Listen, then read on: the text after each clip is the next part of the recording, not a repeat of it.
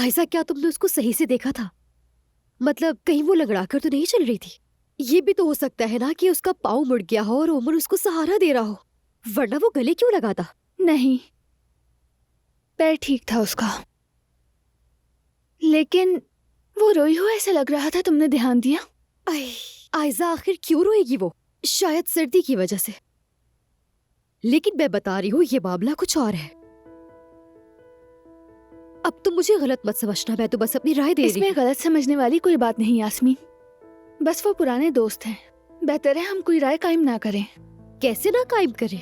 देखो, बकौल उसके वो बेकरी में लाइन में खड़ी रही और उमर साहब परेशान होकर उसे तलाश करने निकल गए। क्या ये सब तुम्हें नॉर्मल लगता है आयजा?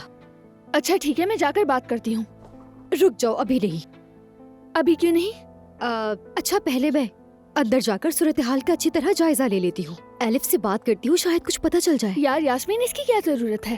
बस थोड़ी सी, जब तक तुम मेकअप करो, यानी जब तक तुम्हारा मेकअप कंप्लीट नहीं हो जाता।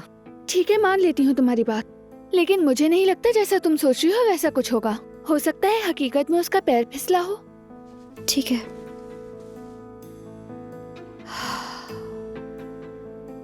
अच्छा है, अब कोई नहीं है यहाँ, बेफिक्र हो जाओ तुम। माफ करना, मैंने तुम्हें मुसीबत में डाल दिया उमर।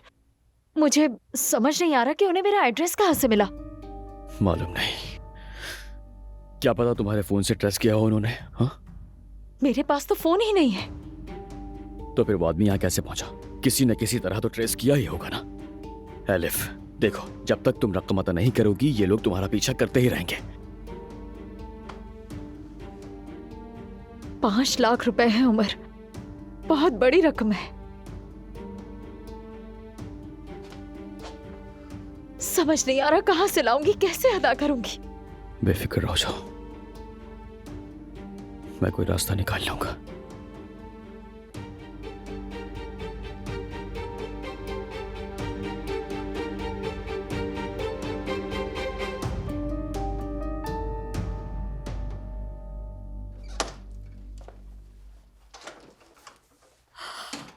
तुम यकीन नहीं करोगे जो मैंने सुना है। क्या हुआ?